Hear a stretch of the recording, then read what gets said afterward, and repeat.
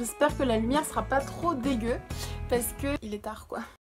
Hello tout le monde, j'espère que vous allez bien. Dites-moi dans les commentaires comment vous allez, j'ai trop envie d'avoir de vos nouvelles pendant cet été, ce que vous faites, quels sont vos projets et tout. Aujourd'hui, on va parler justement des projets de l'été que j'ai et aussi de ce qui se passe en ce moment dans le cinéma en France, du coup depuis qu'il y a eu le confinement, puis le déconfinement, puis qu'il fait super chaud et qu'on crève de chaud à Paris et que quand même le cinéma a repris, ce qui est cool. Donc, rappelons qu'avant le confinement, il y avait une période, donc janvier, février, mars, où généralement dans le cinéma, enfin moi je trouve, il y a moins de casting et moins de projets que par exemple l'été. Donc c'est juste mon avis, mais je sais pas, moi je travaille beaucoup moins en fait pendant les périodes creuses, donc hiver, automne et tout, que pendant l'été. C'est pour ça que je n'ai pas pris de vacances cet été, excepté 5 jours en Ardèche quoi. Mais bon, je suis très contente parce que comme mon travail c'est ma passion, ben c'est pas du tout un poids où je me sens pas comme les gens qui vont au bureau 10 heures par jour et qui n'aiment pas leur travail parfois. Je me sens pas du tout comme si on m'avait privé de vacances, enfin c'est moi qui ai fait ce choix là de pas prendre de vacances. Je rappelle aussi que les rêves que j'ai, c'est moi qui les ai choisis, je les ai depuis que je suis petite. Ces rêves là, je me suis battue pour les réaliser, j'en ai déjà réalisé beaucoup par rapport à ceux que j'avais quand j'étais petite et le premier rêve que j'avais c'était de vivre du métier d'actrice, ce qui est, on va dire, le cas aujourd'hui. Je dis ça, mais si vous saviez combien je gagne, je pense que vous me diriez c'est pas le cas.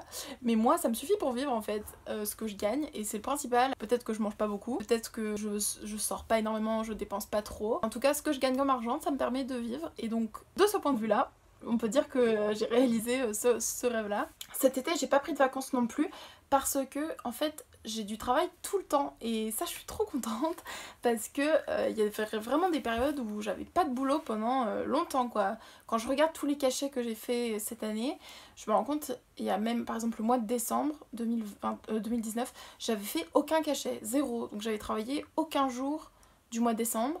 Alors quand j'y travaillais c'était, j'avais pas fait de cachet parce qu'en soi j'avais travaillé sur d'autres projets sur ma chaîne, sur mon compte Instagram, sur des projets personnels, j'avais postulé à des castings, j'avais contacté des directeurs de casting, j'avais fait le sale boulot entre guillemets, mais j'avais pas la récompense qui est d'avoir des vrais jours de tournage quoi. Professionnellement ça a super bien commencé, dans ma vie personnelle c'était un peu le mess, c'était... Le confinement c'était très dur pour moi, j'ai traversé une rupture, j'ai traversé plein de problèmes personnels, mais j'ai l'impression que je les ai enchaînés, enfin vraiment cette période-là de ma vie c'était horrible, horrible, de janvier à... Ouais non, même un peu avant janvier. Allez, on va dire de novembre-décembre jusque juin, j'ai douillé, j'ai eu une année très difficile. J'en ai pas du tout parlé sur internet parce que, je sais pas, je sépare toujours le personnel et professionnel. Et j'avais toujours peur en fait d'en parler face caméra. Mais bon, en fait maintenant j'en ai vraiment rien à faire, ça me dérange pas d'en parler et même au contraire ça me fait du bien de pouvoir dire que c'était vraiment difficile et qu'en plus de ça je pouvais pas en parler, donc même sur Instagram et YouTube je devais tout le temps être heureuse, avoir le sourire et tout, et c'est vrai que bah tant mieux parce que je suis pas là pour plomber l'ambiance, mais bon c'était vraiment difficile. Donc cette période là c'est fini, maintenant je suis très heureuse, j'espère que vous pour le coup vous avez passé une bonne année, début 2020. Après je sais que ça a été un peu dur pour tout le monde aussi avec le coronavirus et tout ce qui s'est passé en 2020. Néanmoins, le début d'été a bien commencé parce que j'ai eu mon premier rôle dans une série TF1. C'était fin juin ça. Je crois que je vous en avais parlé dans une autre vidéo. C'était vraiment génial parce que j'avais jamais eu un aussi gros rôle à l'écran. Je trouvais que le rôle était bien écrit, contrairement à ce que certains pouvaient penser de la série. Moi je connaissais pas cette série donc j'étais contente de pas connaître en fait et de du coup partir d'une page blanche, d'arriver en casting en sachant pas ce qu'était cette série. Du coup j'ai eu un œil neuf sur le scénario, j'ai trouvé que c'était bien écrit pour le coup, enfin sincèrement j'étais contente de mon rôle, j'ai trouvé que c'était un rôle intéressant, un rôle développé, j'avais beaucoup de dialogues à apprendre, j'ai eu du travail en fait à faire. Et quand vous faites beaucoup de figuration c'est très frustrant parce que quand on a eu une formation de comédienne avant, c'est super frustrant en fait de voir d'autres gens faire le métier de vos rêves et vous êtes juste là à jouer un passant quoi. Voilà, c'est difficile. Donc ça a super bien commencé pour ça. Sachez aussi que c'est pas parce qu'on a un rôle un moment dans une série ou dans un film et que c'est un gros rôle ou un premier rôle que le reste va être facile après parce qu'une fois que le rôle est fini, la série n'est pas sortie. Parfois même quand la série sort, c'est pas pour ça que ça va vous donner une visibilité qui va ensuite amener d'autres projets. Donc en fait, une fois que vous avez fini de jouer votre rôle, vous êtes bon pour recommencer le truc où vous passez des castings et où vous faites de la figuration, des trucs pas trop drôles. Donc c'est ce que j'ai fait, mais alors la figuration pour le coup, je râle beaucoup là devant vous parce que c'est vrai que je trouve ça un peu frustrant et qu'on n'a pas grand chose à jouer, mais en soi c'est trop cool parce que ça m'a fait plein de cachets. À ce propos là, j'ai bien réuni les 43 cachets qu'il faut pour avoir son intermittence. C'est juste que je les ai faits en 1 an et 2 mois et pas 1 an. Sauf que comme je crois qu'on a un rallongement de 3 mois, j'espère que ça va passer auprès de Pôle emploi. J'espère vraiment avoir mon intermittence à la fin du mois, là j'aimerais vraiment.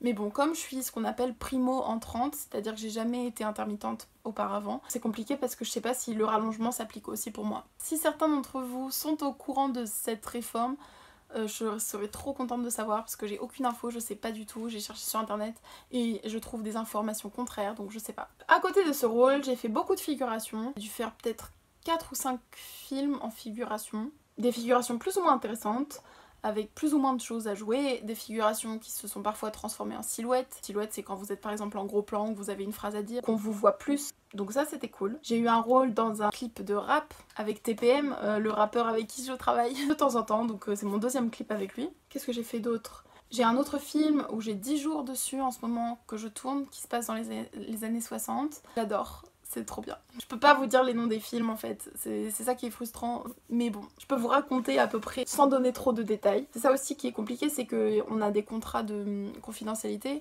et donc du coup je peux même pas poster de photos du tournage, j'ai même pas le droit d'en prendre sur les plateaux et ça me frustre parce que j'ai envie de vous partager ce que je vis et tout, mais je peux pas et je le ferai en tout cas quand ça sortira. À ce propos, j'ai fait la Révolution, vous savez la série qui va sortir en octobre sur Netflix, j'ai fait de la figuration dessus. Donc si c'est pour me voir à l'écran, ça sert un peu à rien d'aller voir parce que vous allez juste me voir en figurante, mais en tout cas si ça vous dit de regarder une série sur la Révolution française, je pense que ça va être cool et moi j'avais aimé la tourner en tout cas. Là je vais partir ce week-end à Lille parce que je vais tourner un film lundi à Roubaix. Donc c'est le premier film que je tournerai en dehors de Paris.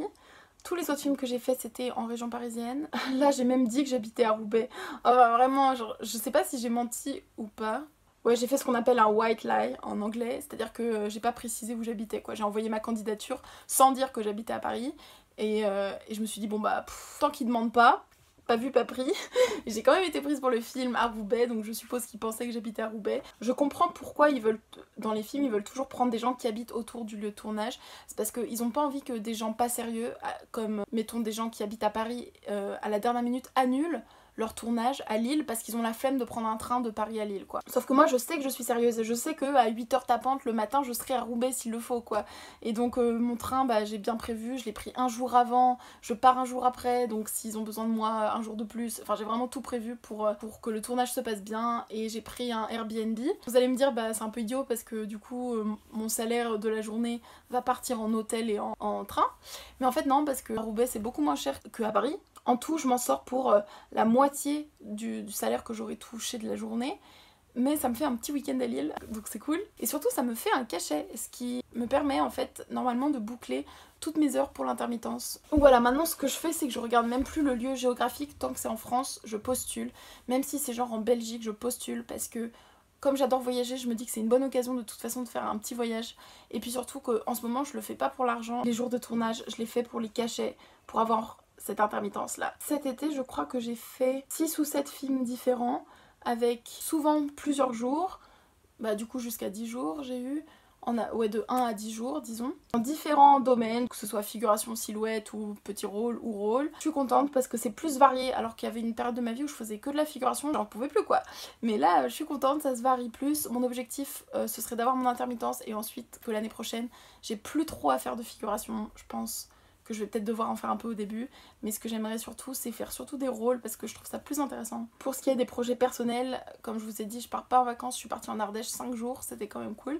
Et puis sinon je vais partir 2 jours à Munich avec un de mes amis très chers, donc je suis très contente. Je crois qu'on va bien s'amuser, je vous partagerai aussi ça sur Instagram forcément. Ah, je suis aussi en train de réfléchir à ouvrir un compte TikTok. J'en entends tellement parler que j'ai l'impression de rater des trucs cool qui se passent sur TikTok.